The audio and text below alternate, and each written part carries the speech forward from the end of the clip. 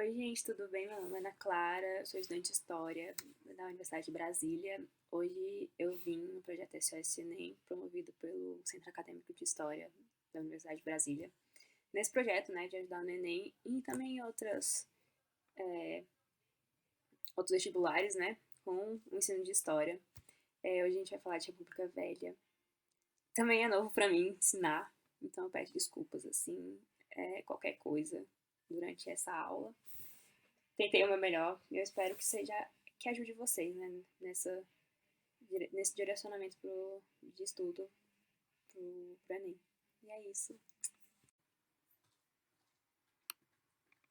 Então, gente, hoje a gente vai falar de República Velha, né? Esse período da história do Brasil, né? Que durou 41 anos. Importante lembrar que da República Velha a gente não vai precisar saber todos os presidentes, né? Porque foram 14 presidentes. Mas é importante saber uma ideia geral, é importante saber momentos importantes, né? Porque, incrivelmente, por 41 anos aconteceu bastante coisa, mas há momentos importantes. Vamos tentar fazer uma aula não maçante.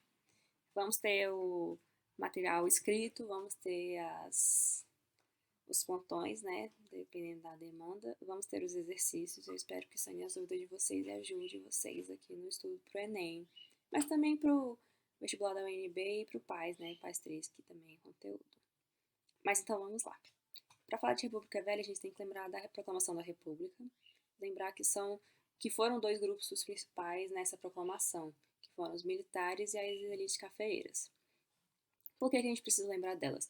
Porque eles que vão ser principais para dois das mais importantes divisões, né, dessa república. A República da Espada, que vem primeiro, que vão ser os militares, e a República Oligárquica, depois que vão ser os civis da elite cafeeira. Enfim, vamos seguir. O primeiro que vai ser posto em voga vai ser a República da Espada, os militares primeiro. E lembrando que nosso primeiro líder, né, nosso primeiro presidente vai ser o Deodoro da Fonseca, o Marechal Deodoro da Fonseca. Ele, né, que vai proclamar a República e vai ser escolhido para ser nosso primeiro líder. O Deodoro ele vai tomar algumas medidas imediatas assim que ele vai chegar ao poder, né, que nem banir a família imperial, lembrando que por a proclamação da República não ter sido um ato popular, o imaginário da família real entre a população é muito grande. Então vamos banir essa família real para que entre e vogue entre essa população a imagem dessa nova república, né? Vamos ter primeiro a separação entre a igreja e o Estado, o Brasil finalmente vai virar um Estado laico, e essa naturalização em massa de estrangeiros no Brasil. Contudo, o fato mais marcante do governo do Deodoro da Fonseca vai ser a política de encilhamento realizada pelo ministro da Fazenda, Rui Barbosa. O que foi a política do encilhamento? A política do encilhamento, o ministro Rui Barbosa ele vai buscar um estímulo da industrialização e da produção agrícola do Brasil. Então, ele vai adotar uma medida emissionista, ou seja, ele vai aumentar a emissão de papel moeda, né, que é aumentar a circulação do papel moeda no território nacional, para tentar facilitar o crédito de investidores no país. Ele vai tentar contornar também, né, esse problema do dinheiro para pagar os trabalhadores assalariados, porque a gente acabou de sair, né, faz bem pouco tempo que a Lei Áurea foi assinada. Então, a gente vai ter agora esses novos trabalhadores assalariados, essa mudança, essa transição para trabalhadores assalariados no Brasil. Contudo, a gente sabe que essa grande circulação de papel moeda no Brasil não vai ser uma boa, porque vai aumentar a inflação e a gente vai ter um grande surgimento de empresas fantasmas, de sociedades anônimas e de empresas que vão falir muito rápido, pessoas sendo usadas como laranja. Tanto que esse rombo que vai acontecer na economia, né, fechamento, falência de empresas, vai demorar um pouco de tempo para ser arrumado, né? Que isso é mais ou menos lá para a República Oligárquica que vai ser arrumado. Mas é importante lembrar o porquê de acontecer o encilhamento, que foi essa política emissionista do Rui Barbosa e esse aumento da inflação e empresas fantasmas, sociedades anônimas e a falência de empresas. Tá, não podendo continuar com o governo provisório, né, porque ficar mantendo um governo provisório é muito difícil, o Deodoro ele finalmente vai convocar uma Assembleia Constituinte porque essa nova república precisa de uma Constituição. Então, em 1891, a gente vai ter a nossa Constituição. primeira Constituição republicana do Brasil. Ela vai botar em voga o presidencialismo com 4 anos de mandato no Brasil e vai botar que o Brasil passa a ser uma república federativa. Vai dividir os 3 poderes, né? Legislativo, executivo e judiciário. E finalmente, depois de tanto tempo com o voto censitário, a gente vai ter um voto masculino, não secreto e acima de 21 anos. Contudo, se a gente já tinha um problema no voto censitário, a gente vai ter um novo problema aqui. Ele vai ser vetado para analfabetos, mendigos, soldados e religiosos sujeitos ao voto de obediência, né? O voto de castidade. Qual é o nosso problema aqui? Mais da metade da população brasileira é analfabeta, então o voto ainda é uma coisa muito elitizada aqui nessa começo da República. Então, se a gente já tinha um voto muito elitizado com o voto censitário, o voto ainda vai ser muito elitizado aqui porque só pessoas letradas podem votar. No inciso também ele não vai falar nada de mulheres, então pelas circunstâncias, pelo momento, a gente vai interpretar que elas não votam. A gente também vai ter maior autonomia dos estados, né, nessa questão, e a gente vai ter um legislativo bicameral, né, que vai ser Câmara dos Deputados e Senado, como é até hoje. Finalmente, a gente vai ter em voga a Constituição, a gente vai ter um governo constitucional Deodoro da Fonseca, e percebam que só durou 1 ano, por quê? O Deodoro, ele era um militar muito bem quisto, né, entre os militares, mas ele não era um líder muito articulado. Por quê? Lembrando da corrente do positivismo, né, que ele sempre querendo a ordem e o progresso, o Deodoro vai ser um líder muito autoritário. Então, nesse surto de autoritarismo que ele vai ter, ele vai acabar fechando um congresso e vai decretar um estado de sítio no país. Isso não vai deixar a Armada nada feliz. O que é a Armada? É a Marinha. E o Almirante Custódio de Mello vai chamar alguns oficiais e vão colocar canhões na Baía de Guanabara e vão requerer que o Deodoro reabra o Congresso. Nisso, com essa ameaça, né, de bombardear a cidade do Rio de Janeiro, com esses canhões virados para a cidade do Rio de Janeiro, o Deodoro se vê sem saída e acaba renunciando ao cargo. Então, finalmente, a gente vai ter o Deodoro renunciando e seu vice, Floriano Peixoto, vai assumir essa presidência. Então, finalmente, a gente chega ao segundo presidente do Brasil, o Floriano Peixoto. Esse vice do Deodoro que vai assumir a presidência devido à renúncia. O Floriano vai conseguir um feito diferente do Deodoro, que ele vai ser bem quisto entre a população. Por quê? Porque ele vai ter práticas paternalistas. O que vão ser essas práticas paternalistas? Vai construir casas populares, vai tentar aumentar o salário dessas pessoas, vai incentivar a indústria, né? Vai estabelecer medidas protecionistas para a economia. Contudo, não confunda com populismo, né? Do Getúlio Vargas, por favor. Esse termo do populismo só vai entrar em voga na época de 30, né? Mas também o Floriano vai ser conhecido como Marechal de Ferro. Por mais que ele fosse bem quisto entre as populações, ele vai ser bem incisivo em reprimir algumas revoltas que vão acontecer no governo dele. Vamos falar das revoltas. Primeiro, esse manifesto dos 3 generais, que a gente precisa entender como o Floriano assumiu, o contexto do Floriano assumindo. Na Constituição de 1891, vai ter o artigo 42. O que o artigo 42 falava é que se o presidente não completasse os 2 anos de mandato, deveriam ser convocadas novas eleições e não o vice assumir, como aconteceu. A gente tendo em vista que o Deodoro não completou sequer 1 ano de governo constitucional. Mas vão dar um jeito de falar que isso não serviu para o primeiro governo da República e que o Floriano tinha todo o direito de estar ali assumindo seu cargo na presidência. Mas não antes, depois de terem resolvido esse problema, né? O Floriano vai mandar prender todo mundo que assinou, todos os oficiais que assinaram esse manifesto, prender por insubordinação, mostrando algumas facetas do que seria o Marechal de Ferro. Contudo, ele vai mostrar quem é o Marechal de Ferro mesmo durante a Revolução Federalista e a Segunda Revolta da Armada. Pelo país vão se espalhando pessoas favoráveis ao Floriano, vão ser pessoas bastante favoráveis, que vão ser inclusive chamadas de florianistas jacobinos. Jacobinos a gente pode lembrar, inclusive da Revolução Francesa, que eram os mais radicais. E vamos ter a oposição. Vamos ao Rio Grande do Sul, né, que nós vamos ter os castilistas, né, que vem do nome Júlio Castilhos, que era o governador do Rio Grande do Sul, que era um florianista jacobino. E os federalistas, que eram do Partido Federalista, que queriam uma maior descentralização do Estado, queriam maior autonomia do Estado. Os castilistas não. Júlio Castilhos, por ser um florianista e queria maior centralização do poder, né? Queria maior ligação desse Estado com o poder estadual. Então a gente vai ter uma briga, né, entre os castilhistas e federalistas nessa questão de centralizar o poder ou não. Também a Revolução Federalista vai ser conhecida como Revolução da Degola, porque vão haver degolas mesmo, degola física, dos dois lados, tanto os castilhistas como os federalistas. E essa Revolução Federalista vai se espalhar pelo Brasil de pessoas favoráveis e oposição do Floriano. Tanto que nós vamos chegar à segunda revolta da Armada. Tendo em vista que a primeira revolta da Armada deu certo, o Almirante Custódio de Melo, que também era um homem muito... que visava também chegar à presidência, ele vai chamar alguns oficiais dele novamente e vão fazer o mesmo plano, colocar canhões na Baía de Guanabara, virar para a cidade do Rio de Janeiro e ameaçar o senhor Floriano para que ele se retire do cargo de presidência, para que eles possam tomar, né, e, né, que ele pare de ser um senhor que reprime violentamente. Contudo, o Floriano, diferentemente do Deodoro, não vai renunciar, não vai fazer nada, e vai reprimir tanto a Revolução Federalista quanto a Segunda Revolta da Armada, esses opositores dele.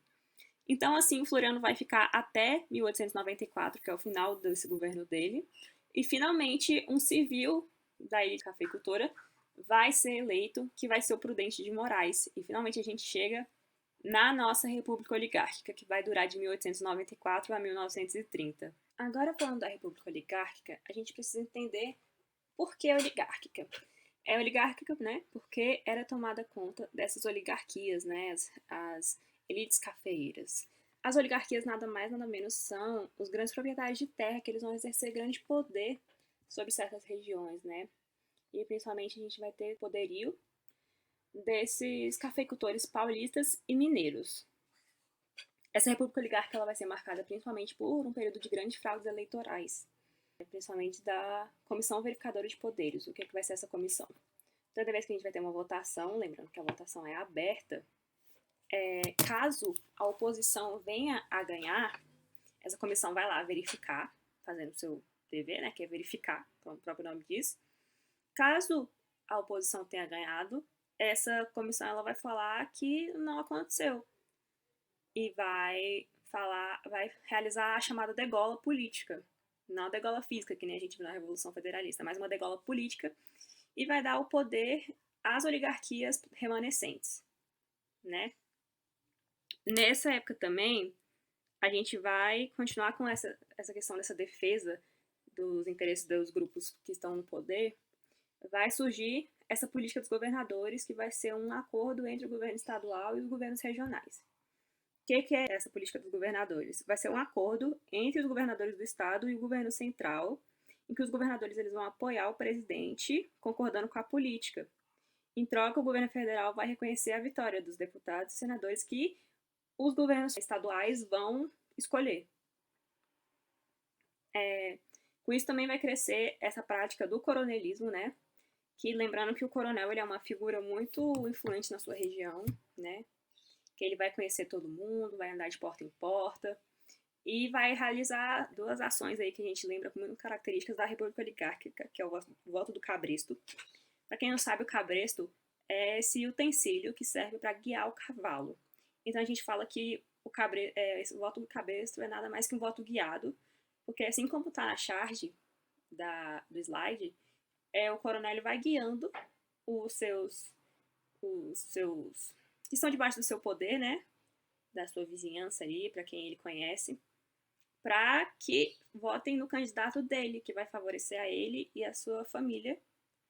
E também o clientelismo, porque como ele conhece todo mundo, ele vai atender essas necessidades de todo mundo, e em troca ele vai pedir que votem, né, pedir, assim, vamos botar entre aspas, que votem no candidato dele. Também no meio dessa política dos governadores, do próprio coronelismo, vai surgir a famosa política do café com leite. Levando em consideração também, lembrando que São Paulo e Minas vão ser os maiores estados nessa época, e então, respectivamente, eles vão ter o maior número de representantes, né, no Congresso. Eles vão firmar um acordo de revezamento no poder, em que ora vão ser o paulista no governo, ora vai ser o mineiro no governo, e sempre com essa coisa da fraude eleitoral, né? Para lembrar, né, café, o produto de São Paulo, e leite, o produto de Minas Gerais. Nessa época também da República Oligárquica é onde a gente vai ter muita valorização do produto do café. Mas assim, não valorização de fora, porque vai ter durante uma época que o café vai estar sendo um produto que já vai estar em decadência. E o Brasil, como maior exportador, vai precisar de uma política para valorizar esse café dentro. E aí que entra, em 1906, o Convênio de Taubaté, em que alguns cafeicultores vão se reunir na cidade de Taubaté e vão fazer um acordo com o governo federal, que o governo federal vai comprar as sacas de café remanescente da safra para que os produtores não tenham prejuízo. Então, basicamente, o governo vai ajudar para que os cafeicultores não tenham prejuízo e vão comprar esses sacos remanescentes. Isso que fica acordado no Convênio de Taubaté. E durante também essa queda da indústria do café, a gente vai ter uma efêmera indústria da borracha. Na região norte, né, porque vão encontrar os seringais. E com essa indústria da borracha, a região norte vai ganhar um desenvolvimento, né? Mas bem efêmero, por quê? Porque logo os ingleses vão conseguir um jeito de tirar o monopólio, né, da produção da borracha, vão começar a plantar seringueiras na Malásia, no Ceilão e na África tropical. Mas o que vai ser mais ou menos essa indústria da borracha? A gente lembra que a gente está na Revolução Industrial, né? Então a gente precisa para fazer pneu, fazer outras coisas assim para as próprias indústrias. E a gente vai ter um grande crescimento econômico, né? Como o próprio Teatro de Belém aí, que está na figura do slide. E a gente vai ter esse crescimento até considerável da região norte. E vai ter até mesmo o Tratado de Petrópolis, que é a anexação do Acre de volta para o Brasil, né? Essa compra do Acre da Bolívia para essa região de seringas. Mas logo vai ter essa queda, né? Desse mercado de extração de borracha. E o Brasil se vê tendo que voltar para a indústria do café. Porém, não só com essa indústria do café, a gente vê também que tem que começar uma industrialização, porque a gente não pode ficar dependendo tanto do café e essa borracha também logo acaba. Então, vamos começar a ter essa ideia de industrialização do Brasil e vão começar a vir políticas de incentivar a imigração em massa de europeus para servir como mão de obra operária, porque eles eram vistos como uma mão de obra mais qualificada para servir nessas indústrias, né? Lembrando também que a gente está em guerra, né? Na Primeira Guerra Mundial. Então, se os países estão em guerra, não tem como eles fazerem produto para a gente comprar. Então, até mesmo por isso que a gente vai ter esse surto da industrialização no Brasil e essa imigração também de muitos operários europeus fugindo dessa guerra, né? Dentre esses operários europeus também, muitos vão vir trazendo ideias de anarcossindicalismo e ideais comunistas. E isso vai se dispersar muito entre eles ali, né? Esses ideais de luta do trabalho. Lembrando que nessa época a gente não vai ter direitos trabalhistas como hoje, né? Mulheres trabalham de manhã e de noite, condições insalubres de trabalho, crianças trabalham, até que a gente vai ter a famosa Greve Geral de 1917. Essa greve vai começar em São Paulo, com esses operários pedindo mais direitos, né? Maior salubridade no trabalho, e até que a greve vai se espalhar por outros estados também, chegando no Rio de Janeiro, Minas Gerais. O governo ele vai reprimir um pouco depois, e depois ele vai cedendo para dar esses direitos. Lembrando também que em 1917 vai acontecer a Revolução Russa e também vai ter um impacto direto nessa greve geral, porque vai ser uma das influências dessa greve geral, desse movimento operário na industrialização do Brasil. Muito bem. Então, quando a gente fala de república oligárquica, a gente não pode esquecer dos movimentos sociais que ocorreram durante essa república oligárquica, né? Primeiro a gente vai falar da Guerra de Canudos, muito conhecida, né? Um dos movimentos mais conhecidos, né? Mais icônicos da história brasileira. Bem, acontece no interior da Bahia, né? Porque a gente vai ter nesse momento essa injustiça fundiária no país, um abandono que se encontra nessas populações mais humildes que habitam esse sertão, né? Especificamente nesse sertão baiano que a gente vai estar, né, falando. E uma vez que eles vão estar condenados a essa miséria material, esses sertanejos eles vão buscar um apoio, né, um conforto na vida espiritual. Então, eis que surge um líder, né, o Antônio Vicente Mendes Maciel, chamado, né, pelo Antônio Conselheiro, que vai começar a dar algumas palavras, falando, né, não só do misticismo religioso, mas também vai começar a falar também algumas coisas aí contra a República, falando que é uma representação do anticristo na Terra, vai pregar contra o casamento civil. Mas então eles vão se juntando com esse líder, né, Antônio Conselheiro, ali os sertanejos e ele, e vão para o Arraial de Belo Monte, que vai começar a atrair uma grande quantidade de sertanejos, né, porque eles vão representar uma alternativa tradicional para esse regime que eles veem como explorador. Então, vendo que está formando ali um estado, né, que muita gente se formando na própria, fazendo uma economia de subsistência ali, deles plantando e eles comendo e não pagando impostos mais, o governo vai ver ali como uma ameaça e vai começar a fazer expedições para tentar destruir esse novo estado ali que surge. Ele vai dar como essa desculpa política que é um complô monarquista, pelo Antônio Conselheiro falar mal da República. Vai dar essa desculpa que é um complô monarquista que surge ali no sertão baiano. Canudos vai sofrer 3 expedições mal sucedidas, né, contra o exército brasileiro, que até em Os Sertões, do Euclides da Cunha, ele vai falar que não sabe como o exército brasileiro, tão bem preparado com armas de fogo, vai sofrer para esses sertanejos que não tinham preparação nenhuma, senão a própria força, né, física.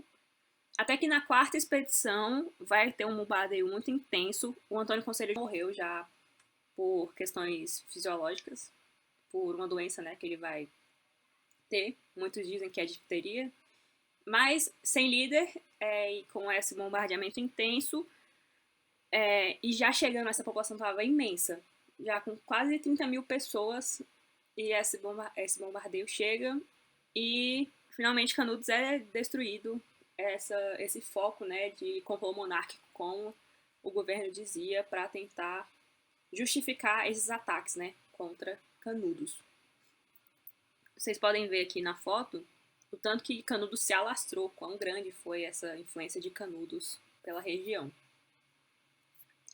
Um pouco parecido vai haver a Guerra do Contestado. O que foi a Guerra do Contestado? O Contestado vai ser a região na fronteira entre o Paraná e Santa Catarina, em que uma empresa estadunidense, a Brazil Rail Company, vai receber a pensão de construir uma linha ferroviária, né? E vai receber também permissão para exploração de madeira. Só que, contudo, com essa construção dessa ferrovia, muitas famílias vão ficar sem casas, vão perder, né, a moradia. E também nós vamos ter depois muitos funcionários que vão perder o emprego e vão ficar lá sem nada. Então, ali começa uma movimentação messiânica, tal qual Canudos, só que nesse caso vão ser liberados pelo beato José Maria. Esse José Maria, ele também atacava o republicanismo, ele era muito simpatizante da monarquia, e era seguidor de uma corrente chamada sebastianismo. Diferentemente de Canudos, eles não vão se concentrar num só lugar. Essa guerra de contestada, eles vão criar as monarquias celestes, que são pequenas células desses jagunços, né, que vão atacando essas investidas do governo. Vão ter essas manifestações populares, né, contra essa existência dessa construção da ferrovia, tudo mais, dessa invasão, né, da empresa estadunidense, até que o governo consegue sufocar a revolta pelo uso de aviões e outras armas no combate da população rural. A gente vê também a região do Contestado, como ela chega a ser bem grande, chega a ter um alastramento bem grande. Outra revolta que ocorre também durante essa república oligárquica é a revolta do Juazeiro. Essa vai ter imediatamente, né, um motivo por causa da política de salvação do presidente Hermes da Fonseca. O presidente Hermes da Fonseca vai instituir uma política da salvação, que significava que o governo podia interferir nos governos, nas oligarquias vigentes dos estados e trocar pelas quais eles bem entendiam. Então, nessa interferência, no Ceará, a família Accioli, ela já era a que governava e era influente, mas ela vai ser deposta e vai satisfazer as oligarquias locais e as simpatizantes dessa família Accioli. E o Marco Franco Rabelo vai ser indicado pelo Hermes da Fonseca para ser o governador de Ceará. Então, Padre Cícero, que vai ser uma figura muito conhecida, muito benquista entre os populares, que era conhecido como um fazedor de milagre, vai convocar muitos populares para fazer um levante armado para tentar restituir o poder da família Accioli, para tentar e contra essa indicação do Marcos Rabelo no poder do Ceará. Então vai ter essa revolta convocada pelo padre Cícero, que é a figura mais importante dessa revolta do Juazeiro, e finalmente a família Ascioli ela vai conseguir restituir o poder de governar o Ceará. Já nas revoltas urbanas, que agora a gente vai conseguir chegar, vai ter a famosa revolta da vacina em 1904. O que é a revolta da vacina? A gente vai ter no Rio de Janeiro, como a capital do Brasil, o plano do prefeito Pereira Passos, mas também do presidente Rodrigues Alves, um plano de tentar não só combater o alançamento das doenças, mas de modernizar o Rio de Janeiro, né? Mostrar que é uma capital de referência, uma capital urbanizada.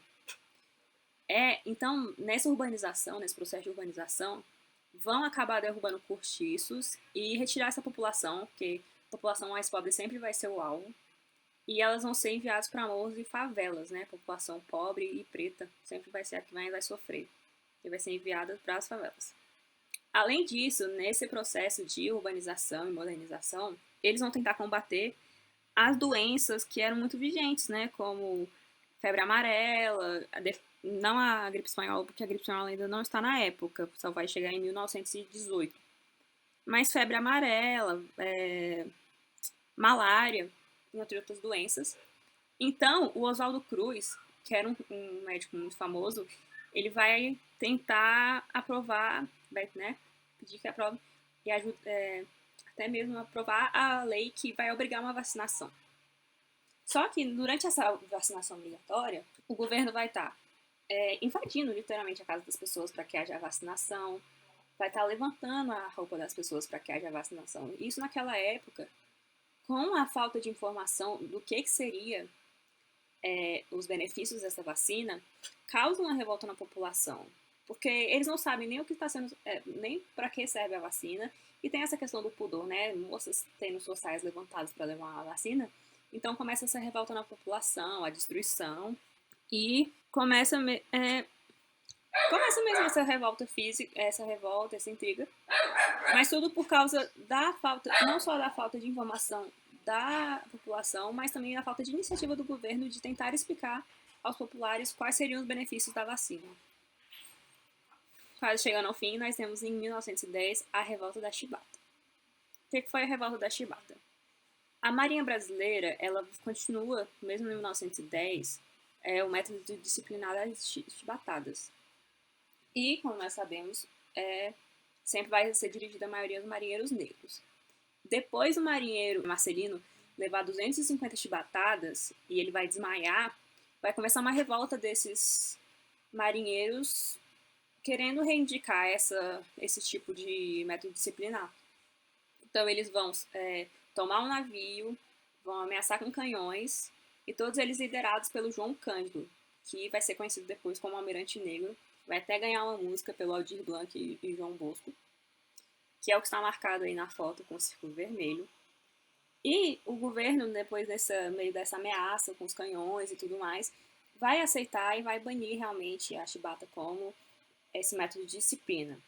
Contudo, depois de algum tempo, alguns anos, vão haver algumas revoltas internas na Marinha e o governo vai se aproveitar disso para prender alguns dos revoltosos que já tinham participado da revolta da chibata e vão mandá-los para ser presos, cumprir serviços na Amazônia, para a Ilha das Cobras. O próprio João Cândido vai ser mandado para a Ilha das Cobras, mas depois volta e vai morrer sem esse conhecimento na história, né, da sua participação nessa revolta da chibata. Por último, esse fenômeno social que foi o cangaço, né? O cangaço que é uma forma de banditismo social, né, realizado finalmente muito pela figura do Lampião e da Maria Bonita, que cresce muito no nosso imaginário, né, quando a gente fala disso. E o que seria o banditismo, né, social. Pelo dicionário, ele fala que é um estilo de vida bandido ou incidência de crimes em determinado local ou época. Eu coloquei pela definição do Eric Hobsbawm, que é uma forma bastante primitiva de protesto social organizado. Os cangaceiros, eles vão ter tipo uma vida criminosa como mercenários, né, nessa época no Nordeste, vão fazer de acordo com quem paga mais. Eles vão ter uns apadrinhamentos em alguns lugares desse Nordeste, vão vão proteger, vão fazer algumas coisas como mercenários mesmo, ou como tentar justiceiros, né? Tentar proteger populações mais pobres, ou dependendo se forem apadrinhados por grandes coronéis, vão saquear as populações mais pobres, matar outras pessoas. Mas lembrando que vai ser essa forma, né, de banditismo social, né, estilo de vida bandido, de alguns grupos, né, que vão juntar jagunços, bandidos foragidos, e lembrando sempre do Virgulino Ferreira, que é o Lampião e a Maria Bonita, que se tornam as imagens mais célebres do cangaço no Brasil. Não um movimento social, mas um movimento artístico dessa época foi o modernismo, né, que surge rapidamente, cai muito em literatura, mais para a literatura, né, do que para a história. Mas é importante lembrar, né, que esse grupo de artistas vai se levantar no Brasil, né, na região do Rio de Janeiro, para falar do que é a arte, do que é a identidade brasileira, nessa primeira fase do modernismo, principalmente, né. Vai ter em 1922, né, São Paulo e Rio de Janeiro, principalmente nessas duas capitais. Em 1922 vai haver a Semana de 22, que eles vão tentar uma proposta totalmente nova, que vão falar que arte é o que o artista quer fazer. E vai ser um choque, né, de primeiramente, vão mostrar uma nova termo de brasilidade, né, esse caráter brasileiro, essa identidade brasileira.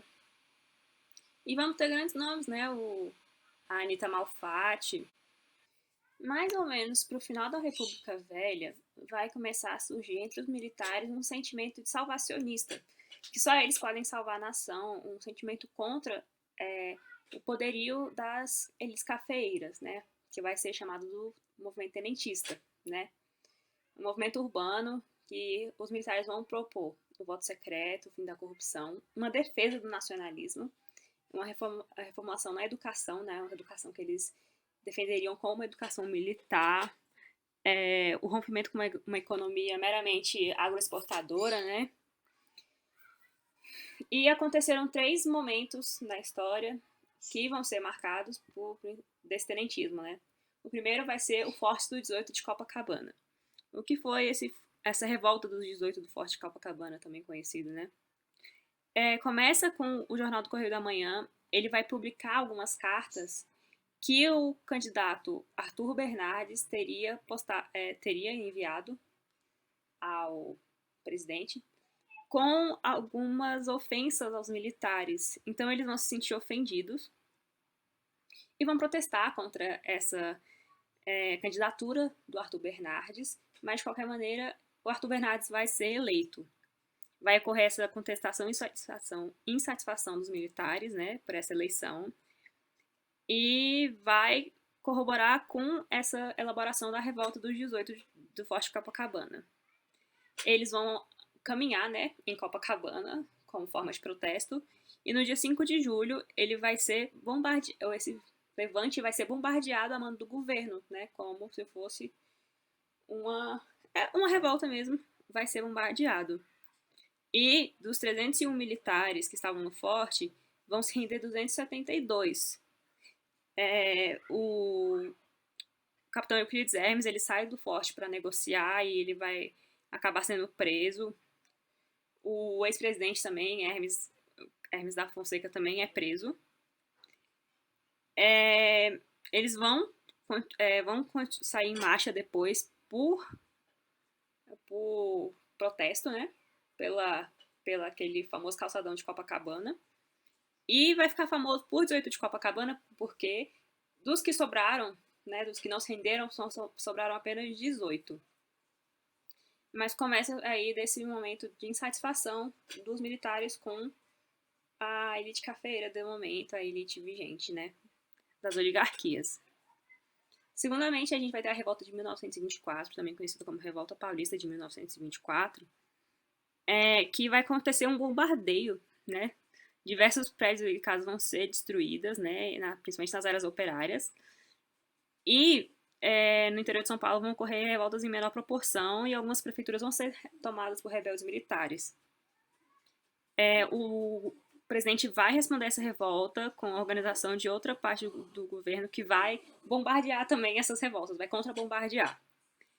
E como essa revolta não estava bem estruturada, ela vai ser oprimida, né? Vai ser reprimida. E finalmente a gente vai ter essa repressão de 24, mas também sempre pedindo as mesmas coisas, né? Que a elite cafeeira se renda e que entregue esse governo na mão dos militares, porque eles seriam salvadores da pátria brasileira. Já a Coluna Prestes vai ser um movimento que não vai ter impacto diretamente no governo, que o Luiz Carlos Prestes, não confundir depois com o Júlio Prestes, que nós vamos conversar daqui a pouco, mas o Luiz Carlos Prestes, ele vai começar a liderar um grupo de militares no Rio Grande do Sul para formar a chamada Coluna Prestes. Eles vão promover um levante popular contra o governo. E eles vão marchar com cerca de 1.500 homens, a maioria militar, e percorrer 25 mil quilômetros, passando por 11 estados. E conforme eles iam passando por esses estados, eles iam informando a população sobre as ações do governo e a situação social do Brasil, e apontavam propostas para melhorar o cenário político e social do país. Mas aí, em 1927, 2 anos depois que eles já estavam fazendo essa caminhada, eles já estavam cansados, assim, já estavam ficando... até da questão da perseguição do governo contra eles. E eles desistem dessa marcha. O Luiz Carlos Prestes se exila um tempo no Uruguai, mas ele volta depois na Era Vargas. E é importante lembrar que a Coluna Prestes ela não vai ter um impacto tão forte direto no governo, como, né, teve o bombardeio no Forte do 18 de Copacabana e da Revolta de 1924. Mas já foi fundamental para a gente ter um pouco de desestabilização ali da elite cafeeira. O ponto importante dos três é que vai ter esse pensamento, né, de salvacionismo dos militares, que eles que podem salvar a nação, e são movimentos que eles vão agir para tentar lidar diretamente com o governo oligárquico, né, para impor esses desejos deles. Então, em 1929 vai começar a se agir golpe, né, alguns chamam de revolução, mas o golpe de 1930. Em 1929, nós vamos ter o presidente Washington Luiz.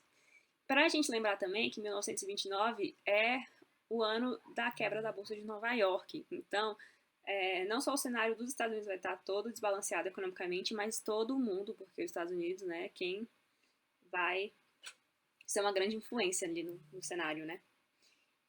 Então, a gente já vai estar desestabilizando o cenário brasileiro, não só econômico, mas político.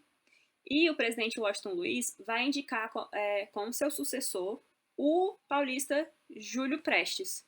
Nisso, a política do café com leite já estava meio balanceada e ali ela é marcada decretado o final oficial dessa política do café com leite entre Minas e São Paulo, porque mesmo que já estivesse abalada, se Júlio Prestes talvez tivesse indicado um mineiro, não tivesse acabado. Mas enfim, indicado Júlio Prestes, que era paulista, né, por Washington Luiz, que também era paulista, Minas Gerais, não feliz, né, não contente com a situação, vai formar a Aliança Liberal com mais 2 estados, Rio Grande do Sul e a Paraíba. A Aliança Liberal vai lançar para a presidência uma nova chapa, que é o Getúlio Dornelles Vargas e seu vice, o João Pessoa. O que é que vai acontecer? O João Pessoa vai ser assassinado por alguns desafetos pessoais, mas isso vai causar uma grande comoção popular. Mas, contudo, todavia, o Júlio Prestes vai ser eleito. Lembrando que a gente ainda está numa época de fraudes eleitorais e tudo mais. Nisso, o João Pessoa ele é impedido de assumir o cargo até que, por alguns militares, né, que já esperavam, para realizar esse golpe de 1930, por causa também da comoção popular, que o Getúlio Vargas vai receber grande apoio popular para que ele suba ao poder. Até por isso que ele vai ser uma figura muito benquista durante o seu governo, né? Então, com isso, com o assassinato de uma pessoa, essa aceitação popular e esse impedimento de Júlio Prestes assumir a presidência, ocorre esse golpe, né? Que eles vão segurar o poder, enquanto Júlio Vargas chega ao Rio de Janeiro e assume finalmente a vaga da presidência e começa a nossa famosa Era Vargas.